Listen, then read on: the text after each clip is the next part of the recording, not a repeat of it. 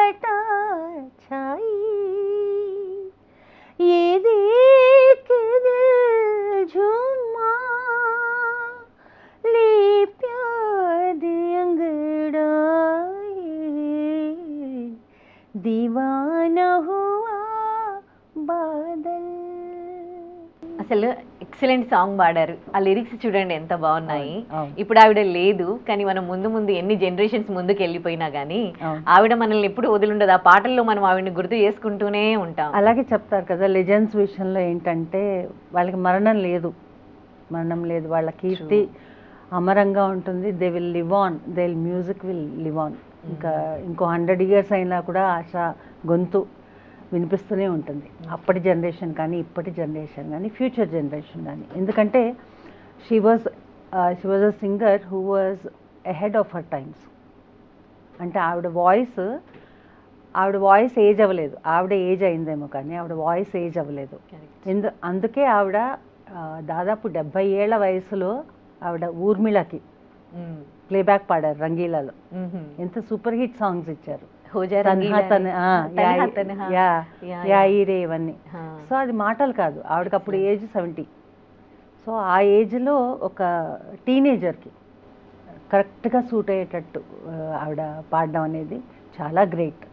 And ఒక SD Burman కానీ C Ramachandra కానీ అంతటి సీనియర్ ఓపెనియర్ కానీ అలాంటి సీనియర్ మ్యూజిక్ డైరెక్టర్స్ నుంచి ఇప్పటి ఏఆర్ రెహమాన్ వరకు ఆవిడ వాయిస్ని యూజ్ చేసుకున్నారు. సో అంటే ఒక ఎటర్నల్ వాయిస్ అనమాట. అంటే ఆవిడలో గ్రేట్నెస్ ఏంటంటే మెయిన్గా ఆవిడ వాయిస్లో ఒక యూత్ఫుల్నెస్ ఉంది. ఆ యూత్ఫుల్నెస్ ఏంటంటే ఎప్పుడూ ఉంటుంది అది. సో ఎన్ని జనరేషన్స్ అయినా అది అలా నిలిచి ఉంది. So that is so great. అదే అందుకే అంటారా ఆవిడకి అంటే ఓన్లీ ఇలా మెలోడీస్ బాగా పాడుతుంది, లేకపోతే క్యాబ్రే బాగా చేస్తుంది, అది కాకుండా అన్ని ఆవిడకి ఇలాంటి ముద్ర లేదు. వర్సటైల్ సింగర్ అండి. నాకు చిన్నప్పటి నుంచి ఆవిడంటే చాలా ఆరాధన. She's my idol and she's my inspiration. So నాకు ఆవిడ పాటలు విని అంటే అసలు హైదరాబాద్కి వచ్చిన కొత్తలో చిన్నప్పుడు పెద్ద హిందీతో పరిచయం ఉండేది కాదు. సో హిందీ పాటలు పాడడం కూడా తప్పు పాడేసేదాన్ని అనమాట. సో ఒకసారి ఒకళ్ళు కొన్ని సాంగ్స్ సెలెక్టెడ్ సాంగ్స్ ఇచ్చారనమాట, క్యాసెట్స్. అప్పట్లో లతా క్యాసెట్ ఒకటి, ఆశా క్యాసెట్, విను ఈ పాటలు విను అని, రఫీ గారిది ఒకటి అట్లా. సో దాంట్లో నన్ను మోస్ట్ అట్రాక్ట్ చేసింది ఆశ. ఎందుకంటే హర్ వర్సటాలిటీ. అది ఏ జానర్ అయినా సరే షీ ఓన్స్ ఇట్, ఓన్ చేసుకొని పాడతారు ఎనీ జానర్. సో అటు క్యాబ్రే నుంచి, జోలపాట నుంచి, మెలోడీ నుంచి, క్లాసికల్, గజల్స్, అసలు ఆవిడ ట్రై చేయని జానర్ లేదు. అండ్ ప్రతి దాంట్లో ఎక్సెల్ అవ్వడం ఈజ్ గ్రేట్. ఇంకొకటి మిమ్మల్ని కూడా చాలా మంది ఆశా భోస్లేకి కొంచెం మీ వాయిస్ సిమిలర్ దగ్గరగా ఉంటుంది అని అంటారు కదా.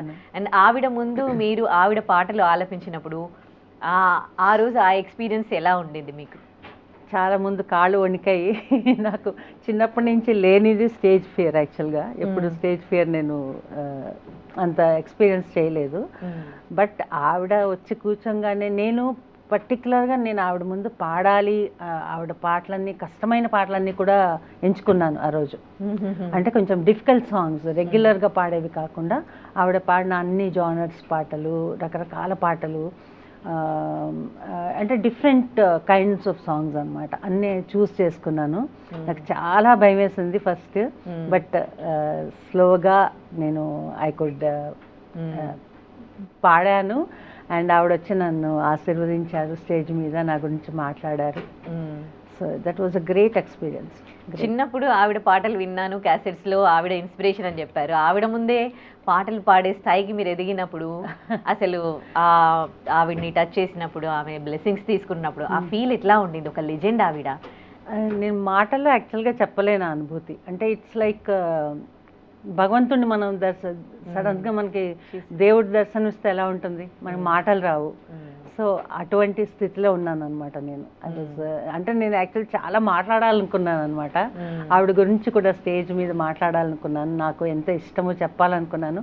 బట్ నేను చెప్పాలనుకున్న దాంట్లో మేబీ హాఫ్ కూడా చెప్పలేదేమో. అంటే I was so overwhelmed. Okay. So తను ఎలా ఇన్స్పిరేషన్ అంటే అంటే తన 10 ఏళ్ల ఏటనే తండ్రిని కోల్పోవడం, కుటుంబ బాధ్యతలు మీద వేసుకోవడం, ఆ టైంలోనే తన 10 years ఆఫ్ ఏజ్ లో తన ఫస్ట్ సాంగ్ తను పాడారంట మరాఠీలో. మరి ఆ టైంలో అంటే మీరు ఎప్పుడైనా విన్నారా, ఎలా ఉండింది? ఒక 10 years బేబీ వాయిస్ ఒక హీరో హీరోయిన్ కి ఎలా సూట్ అయ్యింది? దీని గురించి మీరు ఏమైనా విన్నారా?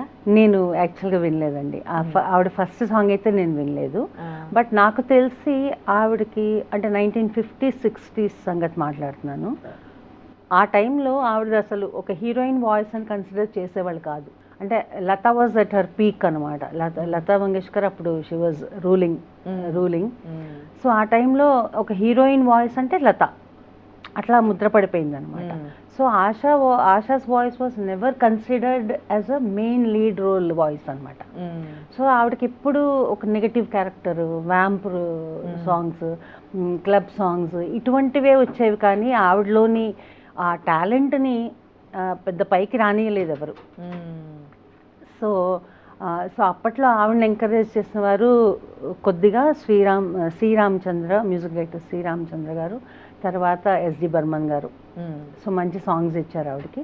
సో నెమ్మదిగా ఎప్పుడైతే ఆవిడ ఓపీ నయ్యర్ గారి దీంట్లో స్టార్ట్ చేశారో పాడడం, అప్పుడు ఆవిడలోని అసలు ఆ టాలెంట్ అంతా బయటకు వచ్చింది.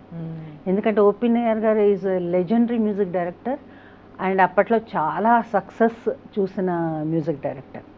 అండ్ ఇంకో దాంట్లో స్పెషాలిటీ ఏంటంటే ఓపీ నయ్యర్ గారు లతా గారిని పాడించలేదు ఆయన లైఫ్లో ఎప్పుడు. లతా గారు ఒక్క పాట కూడా పాడలేదు ఆయనకి, అన్ని ఆశానే. అప్పుడు ఆశా కంటే ముందు గీతా దత్ ఎక్కువ పాడేవారు. గీతా దత్ ఎక్కువ ఓపీ నయ్యర్ గారికి పాడారు. సో ఓపీ నయ్యర్ గారు లతా వాయిస్ యూజ్ చేయకపోవడం అనేది ఒక ఇండస్ట్రీలో ఒక చర్చ అనమాట అది. ఓకే, అంటే ద లెజెండ్ లతా మంగేష్కర్ గారిని పాడించలేదు ఆయన. సో ఎందుకు అని యాక్చువల్గా నాకు ఓపీ నయ్యర్ గారితో చాలా అనుబంధం ఉంది. ఆయన పోయే ముందు కొన్ని ఏళ్ల క్రితం వరకు నేను, సోను నిగమ్, నేను, కవితా కృష్ణమూర్తి గారు మేము కలిసి ఆయనతో గల్ఫ్ టూర్ చేశాను. చాలా ప్రోగ్రామ్స్ చేశాను నేను ఆయనతో. సో నా వాయిస్ కొంచెం ఆశా రిజంబుల్ అవుతుంది. సో ఆయనకి చాలా ఇష్టం అనమాట, నేనంటే చాలా అభిమానం. మా ఇంటికి కూడా వచ్చారు ఆయన 2 సార్లు. సో అలా ఆయన చాలా అనుబంధం అనమాట. సో అంటే ఒక తాతగారి దగ్గర ఒక మనవరాలు ఎట్లా అల్లరి చేస్తుంది, ఆ టైప్లో ఉండేదాన్ని నేను ఆయన దగ్గర. సో ఆయన ఒకసారి అడిగాను నేను, అసలు లత అంటే అంత ధైర్యం ఆ రోజు ఎవరు చేయలేకపోయారు. అంటే ఆయన గట్స్ అనమాట. అంటే లతా గారిని మీరు పాడించకపోవడం ఏంటి అంటే, వాట్ ఈస్ ద రీజన్ అంటేను, సింపుల్ రీజన్, నా మ్యూజిక్ ఆవిడ వాయిస్ సెట్ అవ్వదు అన్నారు. నేను అడిగినప్పుడు చెప్పిన మాట. ఓకే. సో ఆయన మ్యూజిక్ ఎలా ఉంటుందంటే ఒక very vibrant, very lively, naughty, so ఇటువంటి క్యారెక్టర్స్ అన్నీ ఉంటాయన్నమాట, ఎక్స్ప్రెషన్స్ ఇవన్నీ అనమాట. లతాజీ ఒక డివైన్ వాయిస్, దాంట్లో డౌట్ లేదు.